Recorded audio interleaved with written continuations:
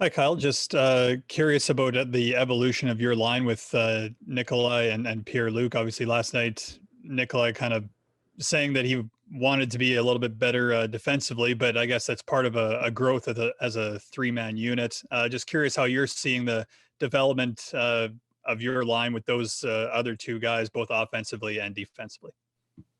Yeah, I think it's been going pretty well. I can agree with Nikki. There's certain spots that we got to make better reads in our defensive zone, and I think it's getting more familiar with each other and getting the right switches. If it's me or Nikki playing down low, first man back, we gotta talk it out. If Doobie wants to switch, that's his call. Comes down to play center, we'll make that rotation. But I think a lot of it just has to do with communication and we've been generating a lot of scoring chances. Even before these two Toronto games, I think we had a streak where we hit a bar or post 4 games in a row, and we're getting the chances. It's just a matter of time for capitalizing more than we don't. We'll go next to Jeff Hamilton from the Winnipeg Free Press. Go ahead, Jeff. Hey, Kyle. As a guy who's proven to score from pretty much anywhere on the ice in this league, I'm particularly interested in opportunities from the slot. Obviously growing up, you're always kind of told the slot's kind of the perfect place to get a puck and shoot. And I'm just kind of, at this level and just given the goalie that you have, how dangerous are slot shots against you guys?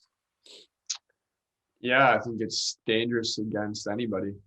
That's one of the areas you work from and defend first.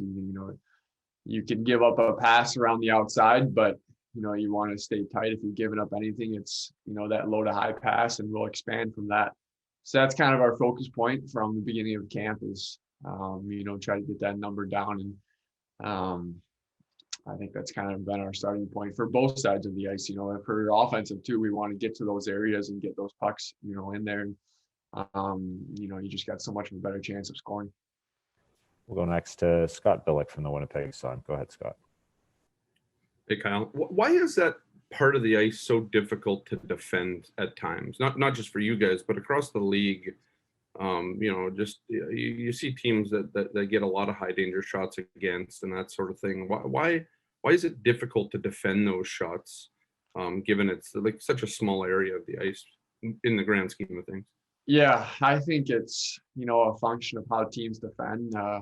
A lot of teams are man on man for defensive zone, and when a team gets rolling or gets a sustained shift in the offensive zone, if you beat your man, you're gonna have somebody else have to come support and move off their guy. If not, they're gonna have a straight lane to the net, and I think that's where that creates the holes. If as thinking offensively, if I cut back, try to take a step to the net and beat my man, there's going to be someone else coming towards me, and that's when you open up a lot of the ice in the slot, and you find little 2-on-1s.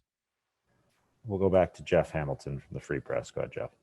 Kyle, of course, you guys take the first one. They reply back. You both now have two, tape on each other, made your adjustments. What are you expecting for a third game against this team? Yeah, it's going to be a good game. They brought it last night, and even the game before, we know they got a quick team and can strike pretty much anywhere over the ice, and so I think for us, we're looking to support a little closer all over the ice and battle the puck through our defensive zone, and make sure we're under it and not make any mistakes and give them any easy goals. We'll go back to Scott Billick from the Sun. Go ahead, Scott. Yeah, and goals have been hard to come by in this series, given the way your goaltender has played. I feel like we've asked you and a lot of you guys about Connor's play. I'm just wondering, and we've asked this before, but I'm trying to understand the palpable difference on the ice when your goaltender is playing as well as Hellebuyck has over the past 2 games. What that does kind of for the psyche of a team, what it does for communication on the ice, that sort of thing. Yeah, he's been playing great. I think he stopped 4 or 5 breakaways, which is awesome. But in the grand scheme of things, I don't think it's going to change. Hell, he's playing great tonight. We can give up a couple more breakaways, right? Like we're still trying to play hard as a team, but it does give us confidence. And he makes one of those saves. It's it's pretty exciting. And so hopefully that answers your question to that point.